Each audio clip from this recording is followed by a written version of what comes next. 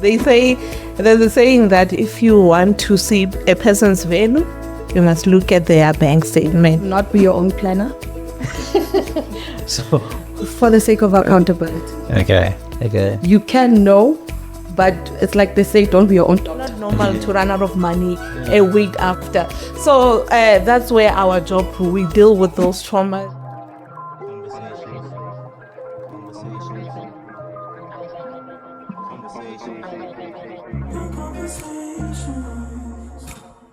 What's your location? I really wanna be with you. I really wanna see you through. Summer vacations, but you're down in the basement. I really wanna be with you. Good day, guys.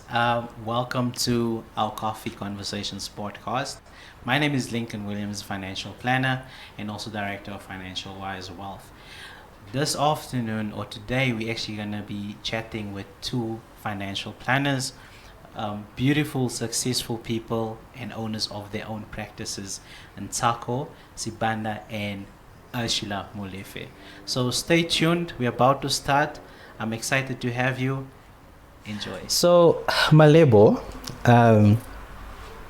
can you tell me, what is the basic fundamentals of financial planning in terms of like where do you start when it gets to financial planning? Basically, I think the first point should be budgeting, so that you know where your money is going every month, where is it committed, you have an idea of how much is left.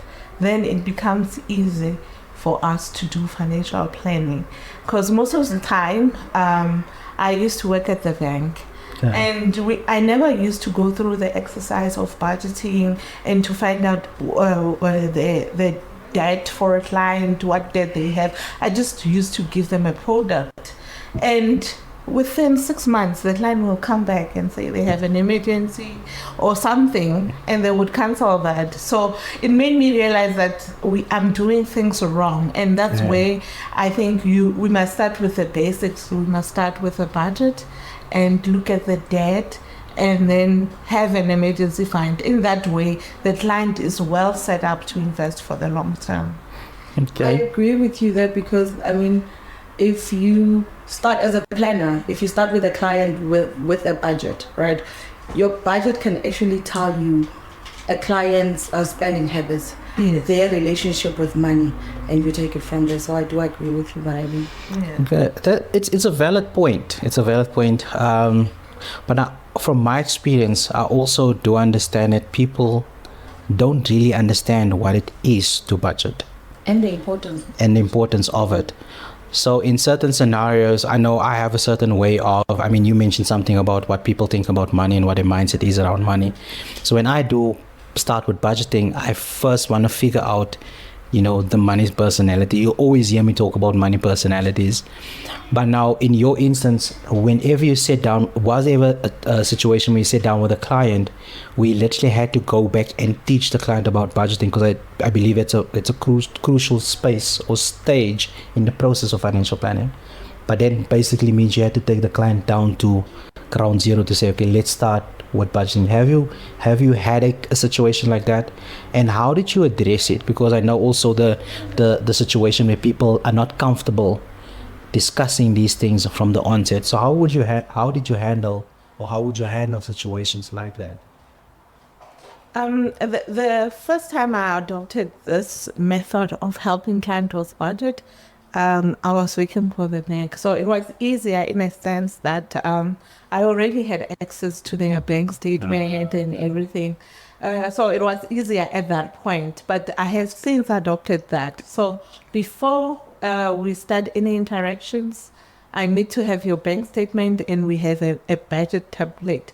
That is the requirement. I think it's easier when you say it up front, to say, you know what, let's look at your budget, let's look at your bank statement, and then we'll take it from there.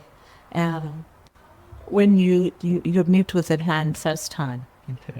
To add to that, I would say also, before you even have the budget talk with the client, I think you need to then explain to the client the fundamental steps of doing a financial planning and make them understand why they need a budget so that they are at ease. Like you said, the personalities of money and how people relate and how people have their relationship with money. Some clients might not be as comfortable yet, and especially if you're doing budgeting right at the very beginning, at the early stages where you are actually establishing a relationship with the client might not be prone to or comfortable enough to actually give you the bank statements or divulge as much information to you.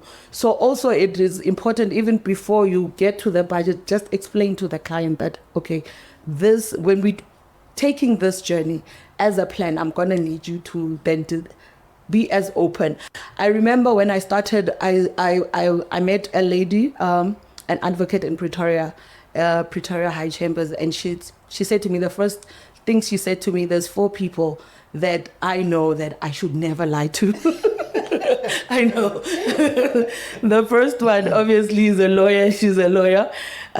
Your doctor, your financial planner, and your pastor. So I actually use that when I'm with my clients to actually help them be at ease and try to get them to a point and a position where they actually divulge as much information as they can, because talking about money is not easy, and people, they're not as comfortable. How do you do it? Look, mine is okay. It's a touchy conversation, especially with Very people, touchy. especially when you want to get into budgeting. People feel that's their personal space because they are working, they're earning the money, and they need to have a certain level of control over it. I think how I approach it, I really try and take a very different approach in terms of just the understanding. Like for me, I'll ask certain clients, depending on the setting, and obviously the introduction. And I'll ask them, if I was give you R1 million now, right, there's it cash or it's in your bank account, what is the first thing that pops up in your mind of what you want to do with the money? And then I try to build around that scenario. So if a person says, well, the first thing I'm going to do is I need to go on holiday, then I'll try and do a deep dive as to, okay, so you're always thinking about rewarding yourself. And I start to get an understanding of what type of person it is. So which means that if that person gets money when he gets paid, before he looks at everything else it needs to take care of, he first needs to take care of himself. Then another person would say, well, I'll buy myself a car. So those type of things. Or someone else would say, I'll take care of my family, I'll sort out stuff in the house, I'll settle debt. And that really gives me an understanding, okay, what is the next step then in a conversation when it comes to budgeting? So my step, before I even go to budgeting, I just need to understand that concept. What do you think about money? What's your thoughts about money? And then build around it. And then I do a different setting. I don't do I won't say a formal meeting. So my engagement with clients would be over a cup of coffee in a different setting where I don't have the upper hand. The client comes to my office, it's my office. I have the upper hand. If you go to his office, it's his domain. So I try to create a neutral space around a cup of coffee in a nice quiet coffee shop, and then we just have a conversation around it.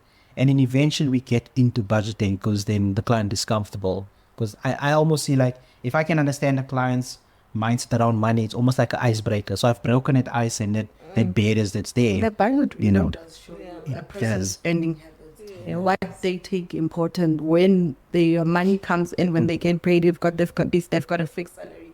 The first things they do with the Yo. money. So it really does show you a person's relationship to money. And And their values also. That's true. Yeah, because there's a saying that if you want to see a person's value, you must look at their bank statement, because it's gonna show you how they spend money. It's related to what their values are aligning with. okay. Yeah. And then I think the question I would want to ask Ntako is,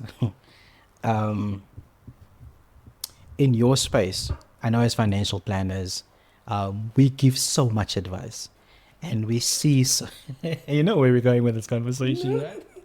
We see so many different situations and come across so many different individuals. what is normally your takeaway from what we're doing, besides the other steps in financial planning, but just the first part of budgeting? Because I believe even us as financial planners, we need to speak about things we also implement in our lives. So from your personal experience, when you come across these scenarios, what is the things that you learn, and what is the things that kind of like it's a light bulb moment where like, okay, I also need to start implementing these things in my own personal space So if I understand you correctly, you're saying in terms of budget, in terms of what budgeting am I taking away from what you're doing. from the experiences that I've had from the different clients? Yes. In all honesty, with the type of clientele that I have, and that's mostly professionals, I do very little financial coaching because budgeting really is a part of coaching. I do very little of that. So I don't think I would say there is a big takeaway on that. I do a whole lot more on investing. So my experience in that is very limited. Yes, I would love to do more because, look, part of my service offering is financial coaching, but I have very little people who do that. And especially with self-employed people, they're really yeah. I mean, I think it's a concept of paying herself first. That's what I've learned. Because before, if you set up your investment, that before other things come in, you prioritize yourself. Then you are paying yourself first. So that is my one takeaway that I have observed. I used to, in my personal life, I used to pay everybody else, and whatever is left over, I will save. But now I have changed things around to say, you know what, I'm going to save first and then pay everybody. So what do you mean by pay Paying yourself yourself first? first, yeah. I think also our audience would really learn from that. Meaning that before, one of the first debit orders Yeah. that comes in when it's an investment that I have set up for myself. Okay. Yeah, and I do have different pockets of investment. Like I do have, like if I have a trip, I would have, let's say I'm planning to go to Drakensberg, I would have Drakensberg, and I would save it in the Drakensberg pocket. And then if I have, and the other investments like your retirement and long-term investment, they would go off into their long-term savings account that I have already set up. So that's what I mean, like pay yourself first. Let your investment be the first thing that comes out of let it be one of the first debit orders that comes out of your account. Then everything else can follow. So basically invest into your future. Yes, basically. so then if I'm also asked then, okay, I'll also speak about myself once you've answered. So how important is it as a financial planner to also have these financial instruments or products for yourself? Because we deal with it on a daily, but how important is it for you to also have those things in place? I think I've got kids, and I need to make sure their future is in place. And I always teach people about that. So for me, it's not even the fact that I teach people, because I also have kids that I have to look out for. I also have kids that rely on me. I have to make sure that my life cover is in place in the event that anything happens to me. So those things, they are important personally, because I do have people that I'm responsible for. So it's a responsible thing as an individual to make sure that your family will be well taken care of in case anything happens. I would say do not be your own planner So for the sake of accountability. okay. You can know, but it's like they say, don't be your own doctor. Yeah, man. For accountability's sake. And if you have or you do practice and implement a proper financial plan and have it in your life, when you actually speak to a client, you're in a much better position actually, because you're talking about things that you actually implement in your own life Yeah. as well. So it's a totally different experience and a totally different conversation that you have with the client, and not just some sucking things out of nowhere. But do not be your own plan. I agree with it. I agree with it. I also agree, but currently I am. No, we'll get to that now, because I wanted to ask that question. But I think from my side, and I always make this statement. I always tell the guys and financial planners or any professional, if you take the title in a professional way, you are a normal person. You have got needs, you've got things you need to put in place and all of that. So that's why I believe it's important for a financial planner to also have these things in place. With that being said, you said it, you need to be accountable. So who's your financial planner? Because I am available to be your you as well. You said it now actually on camera. So I am my own financial planner. you diagnosed that. She's diagnosing herself, guys. I know, and I agree that it's not a right thing, and it's something that I need to change. Maybe I can appoint you in Kent. So then what is the reasoning? But I know we getting off topic a little bit, but what's the reason for that? Because I've encountered a lot of financial planners, a lot of them, and that does not have a financial planner themselves. Because you think you know. That's as simple. It's as simple as that. Yeah. You think you've got this? You know you have the knowledge, but implementation is something else. Okay, so we can also come to And that's why I said accountability. So it's not a matter of not knowing what you need. It's having that person be accountable, a person to be accountable to. And which is what you do during coaching. If you say, I want to move from this point to point number 10 in terms of my finances, I'm the person that holds your hand each and every step of the way and say, okay, let's do this. Let's review. Where are you? Are you practicing this? Okay, what's happening? And that is for coaching, obviously. Yeah. But you need that person in your life. You cannot be that, because life happens to everyone. everyone. Yeah. So then if we bring it back, and I think also, I'm speaking from my personal experience and engagement with different financial planners. If we bring it back to budgeting, because of the potential earnings in this industry and in this role, I do know that a lot of financial planners does not know how to budget. And yet part of our job description is actually to go through that process with our clients. Okay. So the conclusion that I then can make from that is the reason why, because you also do not have a financial planner that is taking you to the same thing that you're taking the clients through. But how does that then translate to the information and the advice that that person is actually giving to the client, because he doesn't have a financial planner for himself? What do you think? What do you think is the importance of having a planner in, not to the advisors, to everyone? I think it's important because, especially when you're dealing with money, especially if you're earning money, anything to do, okay, that's my side, like, my opinion or my observation. Anything to do with money, you need to have, but money and life plan, you need to have someone that can assist you from point A to point B or C or wherever you need to go. And if it involves money and life plans and goals and financial goals and all of that, you need to have a planner. The same thing, like I'm not a doctor. If I'm sick, I can't diagnose myself. I'll never get to where I need to get to if I'm diagnosing myself. So I need to have a doctor. I need to have, you were speaking about the 4 important people in your, So anything to do with life's plans, financial goals, and money and all of that, you need to have a financial planner. That's my take on it.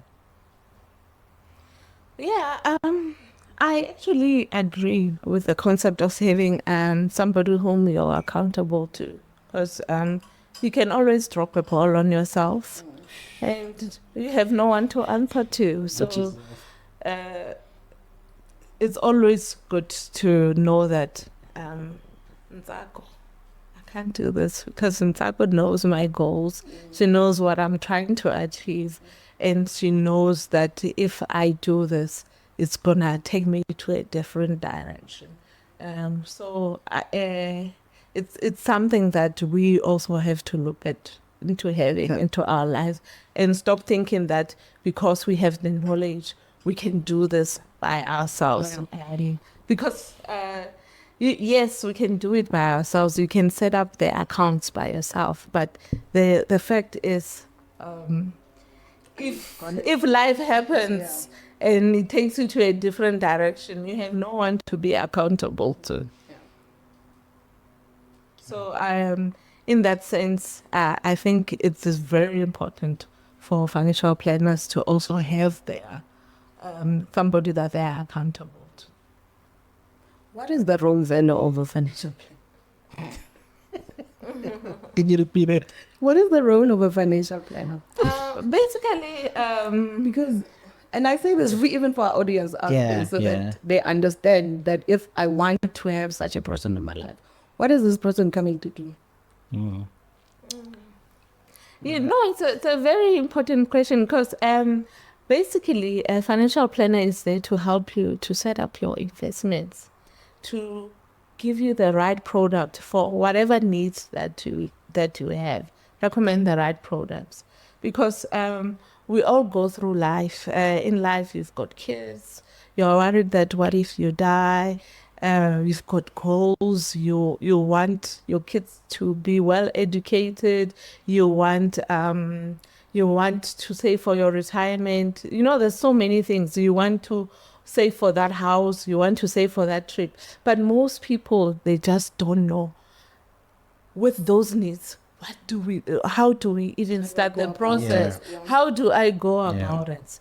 How do I go about it? So that's where a financial planner comes into your life to give you direction that, if this is what you want, this is what you can do. This is where you can save your money. And we also expect in the industry. So we will tell you the tax implication of every decision that you take.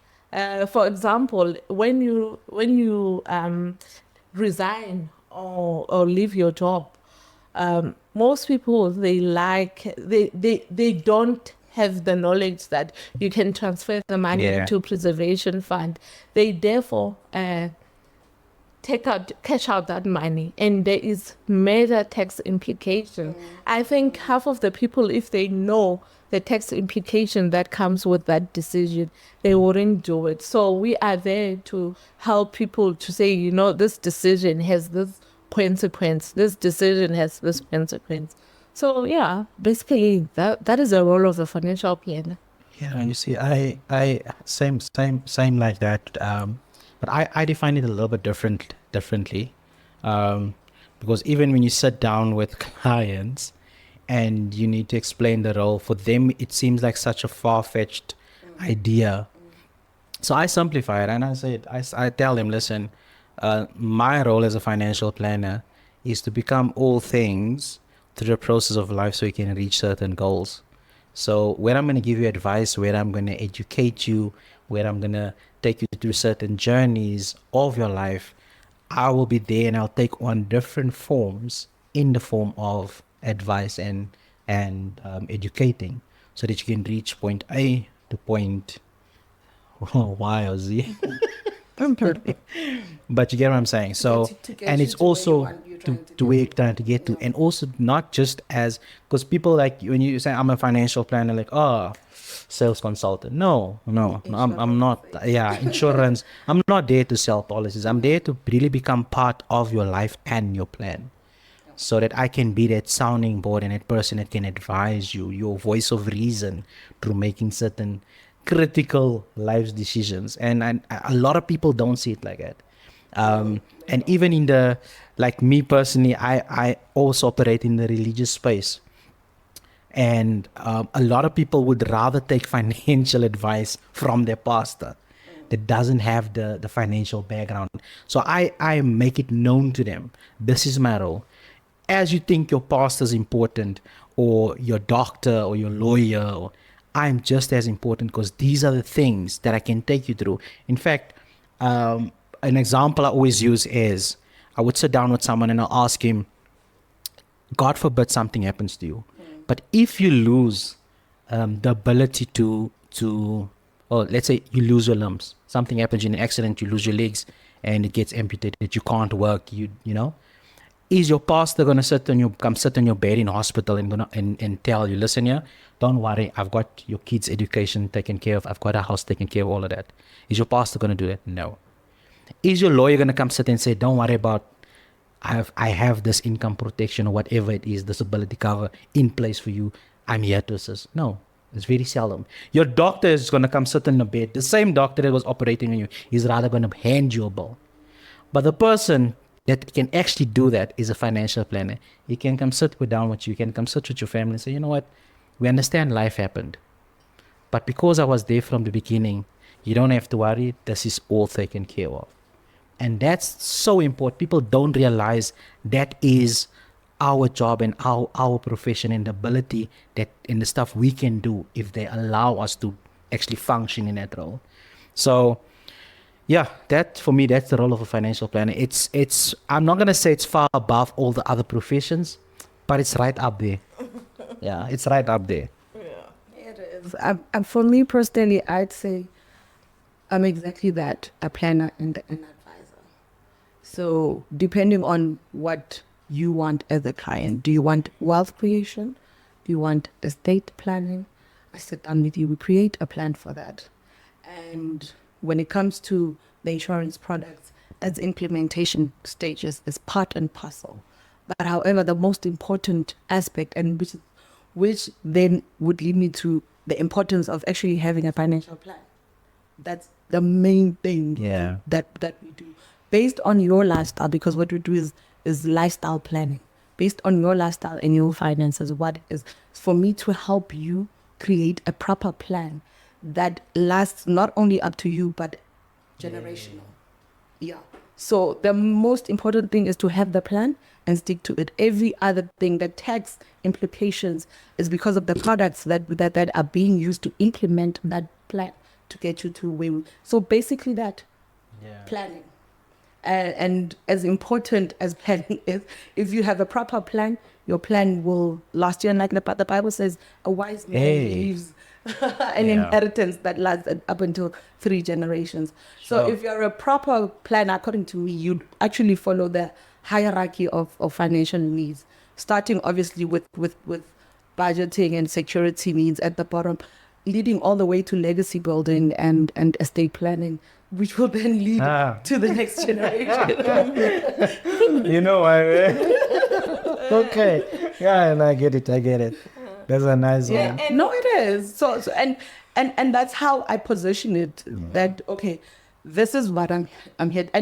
And if you find a client that really is serious about their finances, you can actually come up with a proper plan and implement it to the T, that it gets to that point. But the problem is, I think a lot of people don't have plans. They're winging it.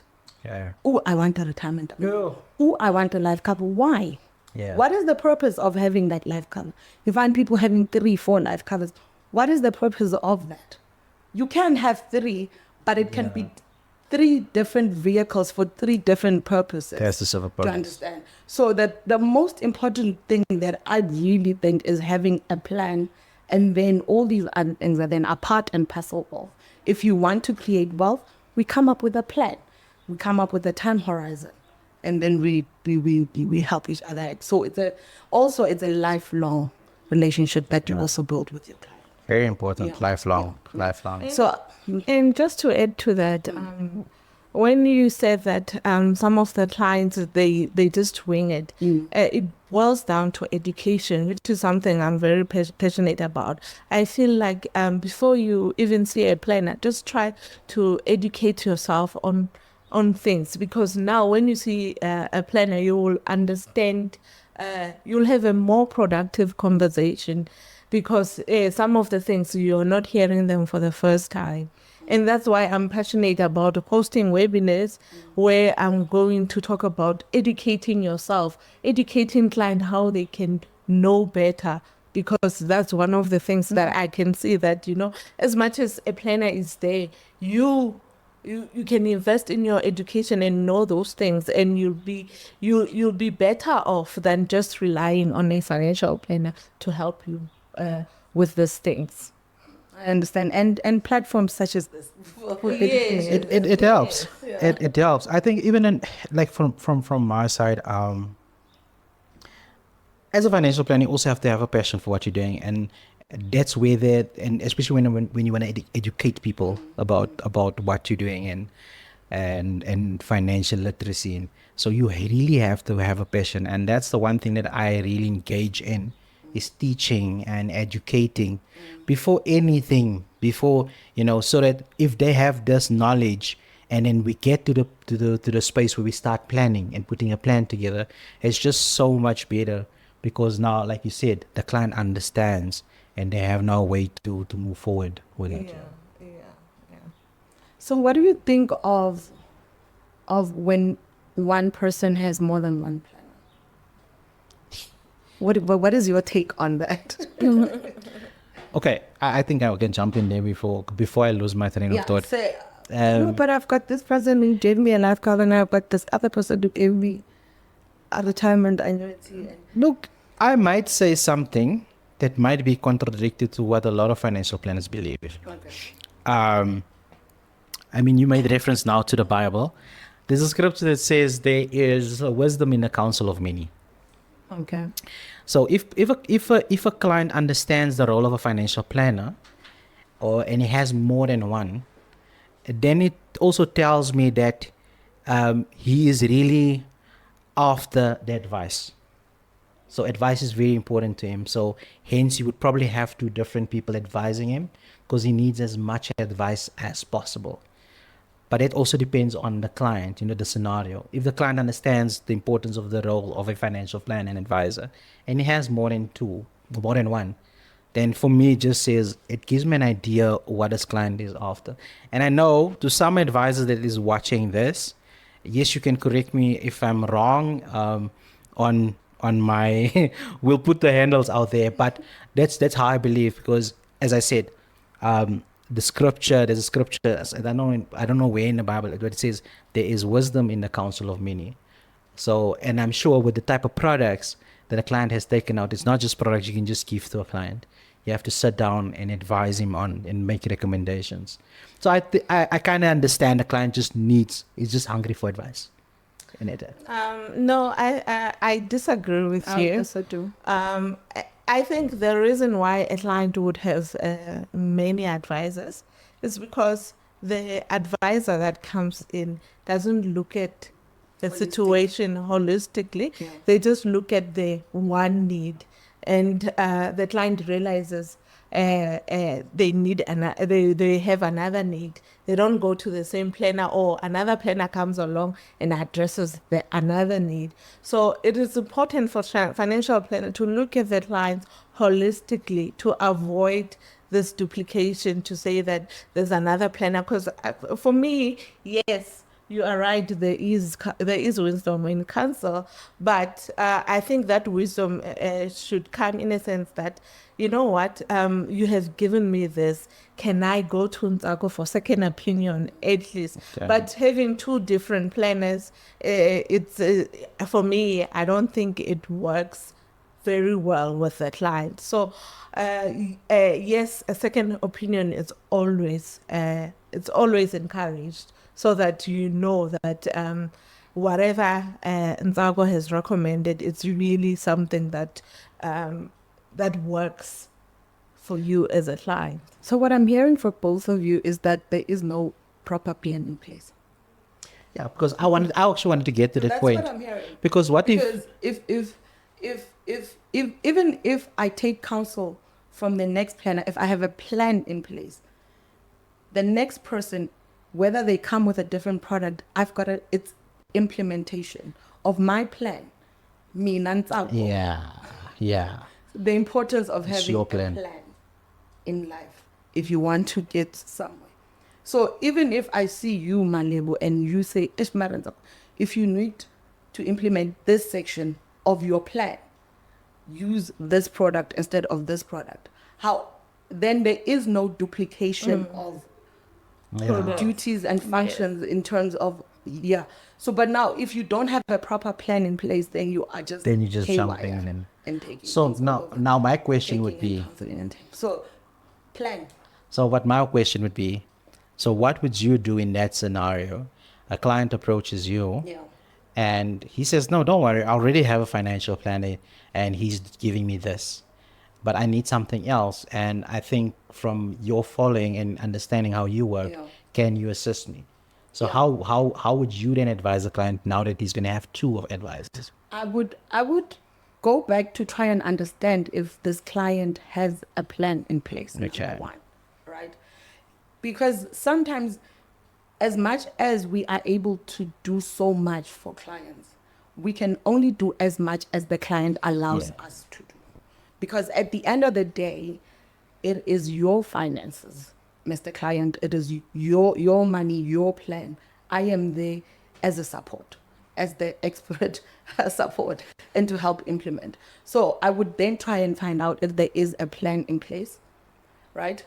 Others are very rude and they know I and just want say, this. I just want this. Yeah. Are you able to do this for me? And in that case, I do assist you because it is what I do. However, we can only do as much as the client allows us to do. Okay. Ideally, I would want to then go back and find out if Yeah. the one that you had before, why do you, because so how I try to get there is, why do you have this? What is the purpose of having this? What is your ultimate financial plan? Because as much as, okay, I want to save, savings is an investment, is not even an investment vehicle, it's a risk mitigation vehicle, to understand. Yeah, so I always want to try and go back to the plan. But not all clients will give you a plan. Not all clients even have a plan in place. Then we have to go back and say, okay, let's try and see, what are your goals? Let's try and come up with a plan for you. And then take it from there. Yeah. Yeah. that But makes for sense. those who don't allow me to do that and say, I assist them to the level to which they allow me to assist them. Okay. Yeah. Yeah. You're probably gonna tell him. You're probably gonna tell him. It's interesting. For me, really, I would recommend that the client choose. If really they are requesting something and they only giving me this information, I would recommend that they rather go to their financial planner because they can assist them. Because once I start looking at things, I would want to take over the whole portfolio. Okay. So that I can be the planner on that, so that we don't have two planners. But you are right that the client will let you in as much as they want. Sometimes they're not going to, if they have invested 2 million in Allen Gray, they won't tell you if they don't want you to know that information. So you would never know unless you do further investigation. So that is the challenge that you would have. But ideally, I would recommend that a person deals with one person up until they are not happy with that person, then they can look for the next person. I feel it's like it's a relationship. It's a relationship. it's a So relationship. there's a reason why someone would start knocking on doors outside of the relationship. So, the best you can do is you can assist and guide a client best possible to the point where he becomes more comfortable in saying, okay, but this is actually the reason why I came to you, as much as this has been my advisor. Because I had an experience like that last year. Okay. So I would advise the client best I can. Yes, we'd have conversations around, it's more healthier really to have one financial planner, but there's also a reasoning behind it. And once the client becomes comfortable and really sees the value you bring to the table as a financial planner, I mean, the plan is so important. It is Because I have a lot of clients that don't even know about the plan, Exactly. and they're sitting with the financial planner they've been with for years. So as long as I do what I need to do to give the client the best service possible, he's gonna get to the point where the client say, okay, now that I'm ready, please explain to me what did you mean by actually having a plan in place. Yeah. So yeah. No, it does happen because sometimes, and especially when at first they'd want whatever product they want. So also it goes back to, like you said, relationship. Over time, some of them, some plans you develop 3 years having started being the client's advisor 3 years prior. So it is a relationship. It is a relationship thing. But I have seen that if you start with products and you're not giving the client the best, like you said, it all starts with a plan. So now, if the client comes and you're only catering for a certain need, you're not you're not really fully looking at the whole plan and everything. So for me, it's important that we look at the whole plan, and you as a client, you decide who you want to deal with, who you're comfortable with. Yeah. I think yes, a relationship takes time and everything, but you know your people. I think everybody knows their people. Yeah. Some people would prefer Nsako, some people would prefer, and it's okay. If you like apples, you like apples. Yeah. If you like peaches, you like peaches. There's nothing wrong with that. Yeah, there's nothing wrong. But mixing peaches with apples sometimes could be problematic because Lincoln has got his own way of doing things, and Nsako has got his own way of, and they can clash, and you'll find that you as a client, you're even confused because these people, they bring conflicting views. Yeah, that's very much. So besides the budget, what are the financial planning 101? I think debt management, that's the next one that we need to talk about, because we need to help people get out of debt. For me, that's another second thing. It's education, then getting people out of debt, because I believe that debt steals away from your future, and you need to get out of that situation as quickly as possible so that you can start planning your future better. Look, that and I agree with that. I really agree with that. However, there's, how do I put this though? There's people that also don't want to get out of that. What do you mean by that?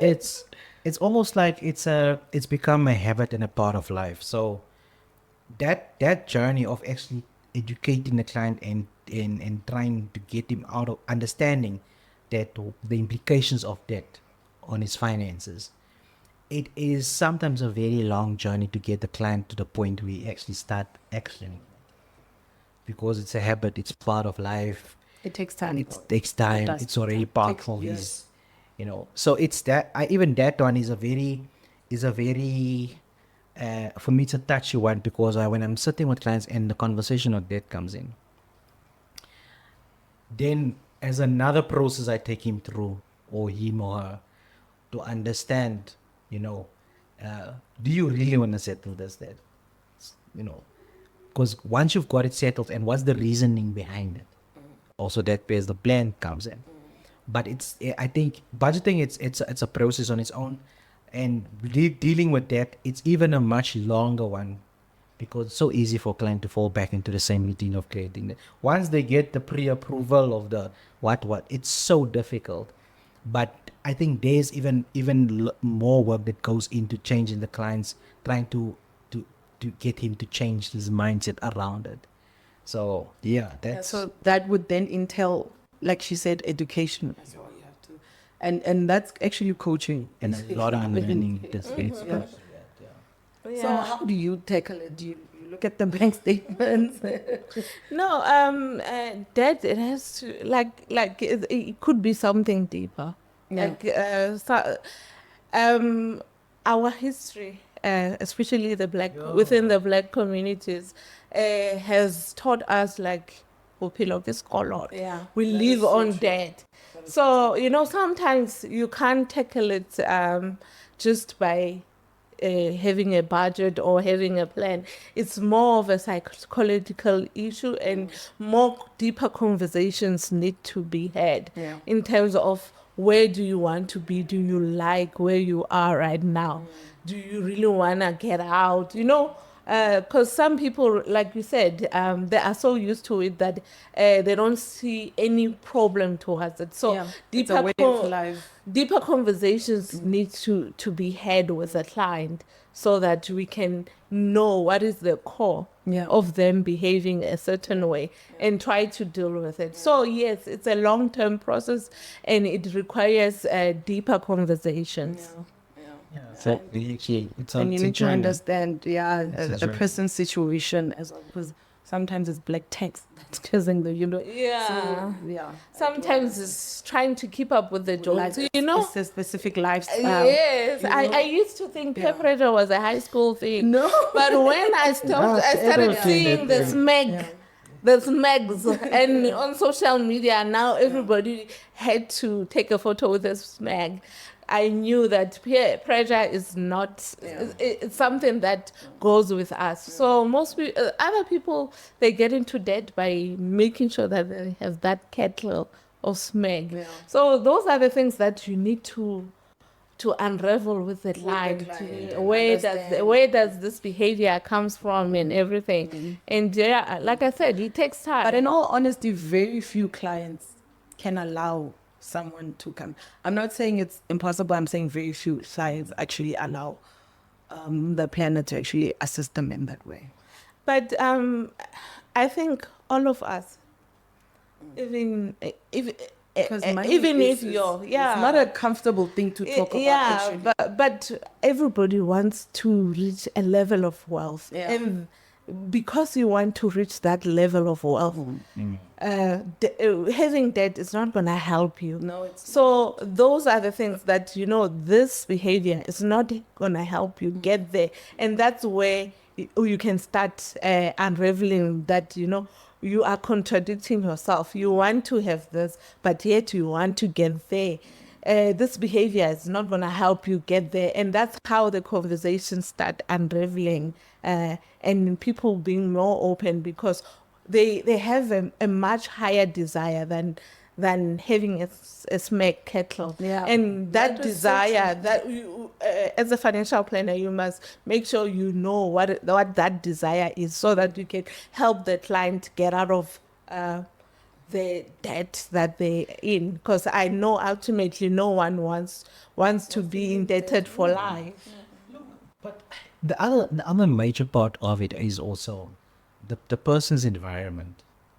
I feel it also plays a big role when it comes to debt, because even now, like the general conversation around payday and a week after payday, people even now, people are making jokes about it even, Yeah. to say like, cool, the week after pay, the money is gone. There's that So- one on social media with the ATM card. You mean clean before- it a few before days payday. before payday. And then after paid, it's like, okay, Yeah. goodbye, see you again in 4 or 3 weeks. So I think the environment plays such a major It does role. make it okay to You know? actually make it seem as if that's just how life is. And And it makes your job almost as a financial planner a little bit more harder, because on the one end, you're sitting here with a client with a plan. yeah. When you leave him, he goes from here back into that environment. Yeah. And now you've given him a different side of things, but his daily, it's still regarding where people know it's fine. Don't worry, you can have that. It's fine to not have money a week after you got paid, and now you need to make a plan to, get through the month. So that is also like, I feel it's a major challenge.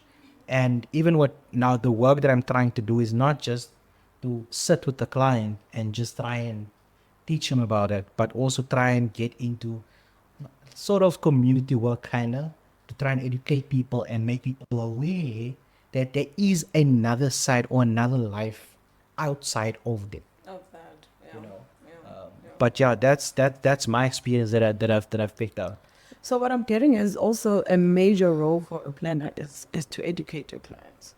Yes, but also another thing is that no one once they are paid. To only last Bye-bye five to you. weeks. No, but No, they're not fine. They are not fine with it because imagine No. you have to go.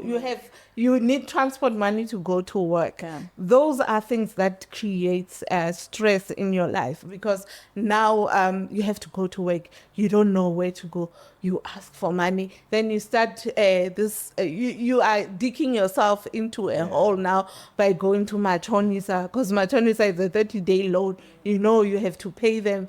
Then you're digging yourself. So it's something that we as financial we have a responsibility because I don't think there's no person who would like their salary to only last them a week because there is responsibilities every day, every week. You have to get to work. If you hear don't that. have money, how I are you hear gonna that, get man. to work? But now, I don't want to be negative about it, but I hear what you say. But then you get a TikTok trend. So everything that you just said, it makes sense. However, that TikTok trend goes against everything that you say, and it allows people to become so comfortable with not having money, and a week after getting paid, and hustling for money. So I hear what you're saying. But people are so into this whole thing of social media, and it's become so easy. Like, and if you sit down with PE, I mean, you sit down with guys, and for them it's nothing. Because most people would not even flinch and say, "Oh, but I don't have money week after I get paid." You know. So I hear what you say, and the work that we're doing as financial planning is so important. It is. But then you get a 30-second TikTok trend that goes totally against what we're saying. I get you. You know, so the best thing we can probably do is also try and come up with a TikTok trend that says this thing doesn't make sense. No, they know. They know that this thing doesn't work. If you were to sit down with individual clients, they would tell you it doesn't work. But I think our job it goes deeper than just that because we have to change perception. There's also money traumas that people are going through. That's true. So we have to help people deal with their own traumas, and that's where it becomes normal. It's abnormal, but We're people. normalizing Yeah, something that should that not is. be normal. It's not normal. It's not normal to run out of money a week after. So that's where our job. We deal with those traumas and everything. We help people to deal with those things because we want to get to a state where we build legacies. And we cannot build legacies if your paycheck only lasts a week. It's highly impossible. And that's where we as financial, we have to dig in deeper to try and help communities. Maybe it could be education initiatives, or maybe it could be really sitting down with clients and getting a psychologist in the room so that they can help you unravel those traumas and help clients. Sometimes psychologists are necessary in our work where we can help clients. Yeah, I agree. So I think there's more as financial planners, and not just us, even the guys that's watching the if you're a financial planner, I believe there's so much more that you can do into educating clients. We're not looking at the products and selling products. There's so much more that we are doing a lot, but there's so much more that can be done, especially in this economy. Yeah. So yeah, guys, I think from my side, I don't have anything else to add. Well, It was a nice conversation to have, but I believe also it's more important. It's very important to have more of these conversations, and also to get more guys involved, so they can truly understand that we've got this job that is so important, and this task that is so important. It is, as I said, it's right up there with your professions of pastors, lawyers, doctors, and you name it. It's so important, and if all the financial planners are on the same page, you know, to carry out our tasks properly and understand our roles, I think we'd really be able to make a big difference, you know. and that's true that we should try to help our community, serve our community, help them realize that living in debt is not normal. We need to build legacies for ourselves for generations to come. And by that, we need to be more wise about our money and put our money where our money is going to work for us, not where we are, and try to get rid of the consumerism mentality, because most of us, we have the consumerism. When money comes in, we buy. We must rather, when money comes in, we must rather look for something, invest it in something that is going to bring in money. Let it be a small business or something, or put that money away into equities. It's going to grow in time. So those are the culture that we want to build. So we as financial planners, we have to change this. And unfortunately, it's not only about coming and showing the client products. It's about also walking through that journey and enlightening the clients of the things that they are doing wrong, so that they can be able to get out of that hole. Yeah. I agree. I think there's a huge space, and I think the first thing would be education. If we educated our clients more, then they would be in a much better place to make better financial decisions. Yes. Yeah. So, thank you. So guys, that's all we have for today. Thank you so much to Safko and my label for joining me. Stay tuned for more exciting guests that will appear on Coffee and Conversations. It's all about the coffee, it's all about the conversations, and also the insight. So please like, subscribe. All the links are here in comments on the screen, and I hope to see you and engage with you in future.